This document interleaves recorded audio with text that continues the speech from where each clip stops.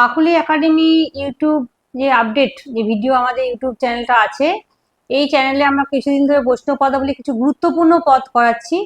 যারা তোমরা অনার্স করো বা মাইনর বা মেজর বা মাস্টার ডিগ্রি সবারই বৈষ্ণব পদাবলী আছে এবং সমস্ত ইউনিভার্সিটিতেই বৈষ্ণব পদাবলী পড়ানো হয়।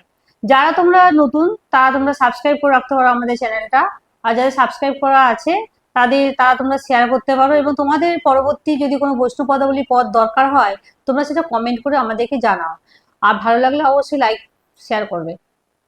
বৈষ্ণব পদাবলী দুটো গুরুত্বপূর্ণ টপিক নিয়ে আমরা আলোচনা করব। একটা হচ্ছে পূর্বরাগ আর একটা হচ্ছে অভিসার।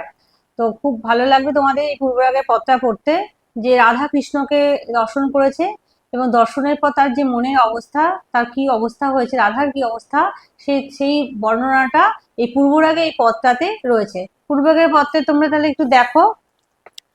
আমি এটার একটা বিষয় খুব গুরুত্বপূর্ণ, বারবার করে আমি সেটা বলছি, যেটা কোন পর্যায় আর পদকর্তাকে, এই দুটো কিন্তু তোমাদের বৈষ্ণব পদ পড়তে গিয়ে অবশ্য করেই মনে রাখতে হবে, এবং পরীক্ষায় লেখার সময় কে পদকর্তার কোন পর্যায়ে পদ, এই দুটো লিখতেই হবে। তারপর তোমরা এটাকে নিয়ে লেখো, কিন্তু পদকর্তা আর পর্যায়ে ভুল করলে কোনো মতেই চলবে না।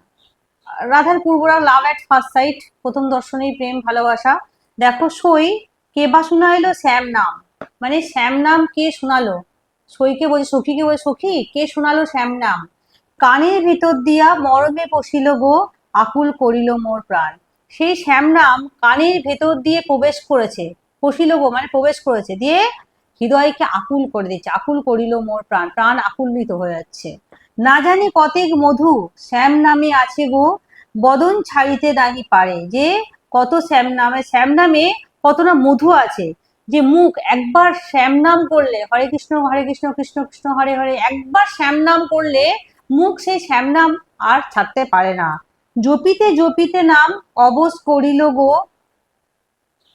কেমনে পাইব সই তারে, কেমনে পাইব সই তারে, যে নাম জপ করতে করতে অবশ হয়ে গেলাম, কি করে আমি তাকে সখী, আমি কি করে তাকে পাবো।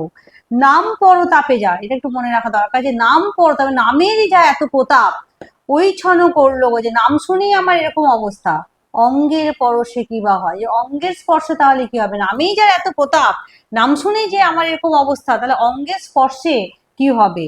যেখানে বসতি তার নয়নে দেখিয়া গো যুবতী ধরম কইছে রয়, যেখানে তার বসবাস, কৃষ্ণ নামের যেখানে বসবাস, যদি আমি নয়ন দিয়ে সেটা দেখি, তাহলে যুবতীর যে ধর্ম মানে যৌবন ধর্ম কি করে আর রক্ষিত হবে। পাশরিতে করি মনি পাশরা না যাইব, কি করিব কি হবে উপায়, যে আমি পাশরিতে মানে ভুলতে চাই কিন্তু ভোলা যায় না, কি করব, কি আমার কি উপায় হবে। কহে দ্বিজ চণ্ডীদাসে কুলবতী কুলনাসে আপনার যৌবন যাচায়।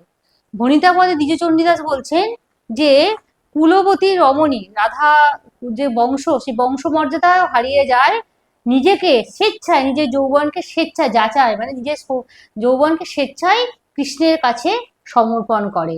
তো আমরা এখানে দেখতে পাচ্ছি যে নাম শুনেই রাধার কি হয়েছে, নাম শুনেই রাধার আকুল হয়ে গেছে প্রাণ। তো এই পদটা পূর্বরাগের পদ। যদি কোনো কিছু বুঝতে অসুবিধা হয় তাহলে আমাদের সঙ্গে কন্ট্যাক্ট করতে পারে আমাদের কন্ট্যাক্ট নাম্বারে। এবার আমরা আরেকটা বৈষ্ণব পদ নিয়ে আলোচনা করছি, এটা হচ্ছে অভিসার পর্যায়ের পদ। অভিসার মানে হচ্ছে যাত্রা করা। তা এখানে রাধা শ্রীকৃষ্ণর সঙ্গে দেখা করতে যাবে, তো সেই যাত্রা পথের বর্ণনা এখানে ব্যক্ত হয়েছে। তো আমরা দেখবো এই অভিসার পর্যায়ের পদটা।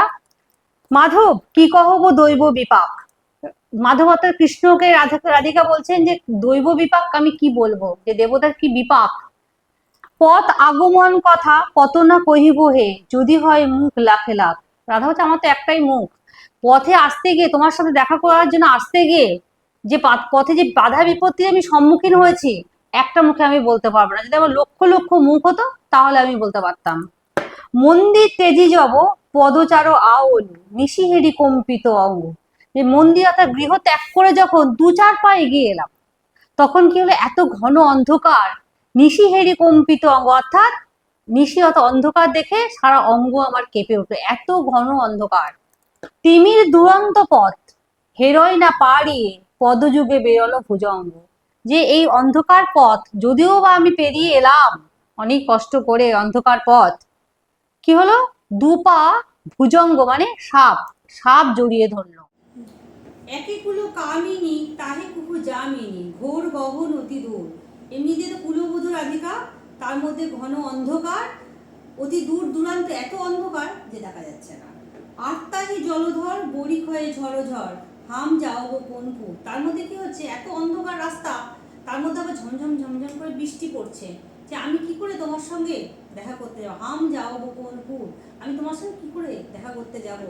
একে পদ পঙ্কজ পঙ্কে বিভূষিত কণ্ঠকে জড় জড় ঘের। এমনিতেই পায়ে কি হয়েছে, পদপঙ্কজ, মানে পাটা পদ্মের নেয়, সেই পায়ে কি হয়েছে, কাদায় ভর্তি হয়ে গেছে, আর প্রচুর কাটা ফুটে ফুটে রাধার পা একদম জর্জরিত হয়েছে। কণ্ঠকে জড় জড় ঘের, মানে কণ্ঠকে জর্জরিত হয়ে গেছে।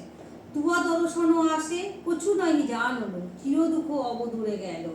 তোমাকে দর্শন করবার আশা, যে তোমাকে তো দেখতে পাবো, যে এই সমস্ত আমি কিছু জানতেই পারলাম না, এবং সমস্ত যে আমার দুঃখ ছিল, চির চির দুঃখ, সেই দুঃখ আমার দূর হয়ে গেল। তোহারি মুরলি জব শ্রবণে প্রবেশ হলো ছুরুলো গৃহ সুখ আসলো। মানে তোমার বংশীধ্বনি যখন কানে প্রবেশ করলো, তখন আমি গৃহের যত সুখ ছিল, সমস্ত সুখ আশা পরিত্যাগ করে দিয়েছি। পন্থক দুঃখ তৃণ হু করি না গনলু কহ তহি গোবিন্দ দাস। পথে আসতে গিয়ে যে দুঃখ কষ্ট আমাকে সহ্য করতে হয়েছে, সে তৃণের মতো আমার কিছু মনেই হয়নি। গোবিন্দ দাস সে কথা বলছেন, যে পথে যে দুঃখ কষ্ট রাধা তৃণের মতো গণ্য করেননি। তো আমরা এখানে কি দেখতে পাচ্ছি, যে রাধা কৃষ্ণর সঙ্গে দেখা করতে গেছে, এটা একটা বর্ষা বিশালের পথ, কারণ ঘন অন্ধকার রাস্তা, তার মধ্যে কি হয়েছে, পায়ে কাদা ভর্তি হয়ে গেছে, ভুজঙ্গ অর্থাৎ সাপ তার পায়ে জড়িয়ে ধরেছে, ঝমঝম ঝমঝম করে বৃষ্টি পড়ছে, এবং এত সমস্ত প্রতিকূলতা অতিক্রম করে কৃষ্ণের কাছে গিয়ে পৌঁছেছেন, এবং বলেছেন যে পথে আসার জন্য তাকে যে বাধা বিপত্তির সম্মুখীন হতে হয়েছে, সেই বাধা বিপত্তি তিনি কথা আর কি কৃষ্ণের কাছে বলছেন। এই যে অভিসারের পর্যায়ে পথটা আমরা পড়লাম, তোমাদের যদি কোনো জায়গায় কোনো কিছু বুঝতে অসুবিধা হয় আমাদেরকে কমেন্ট করে জানাও। আর তোমরা যদি এখানে পড়াশোনা করতে চাও, ফোন নম্বর আছে, সেই ফোন নম্বরে ফোন করে জানতে পারো।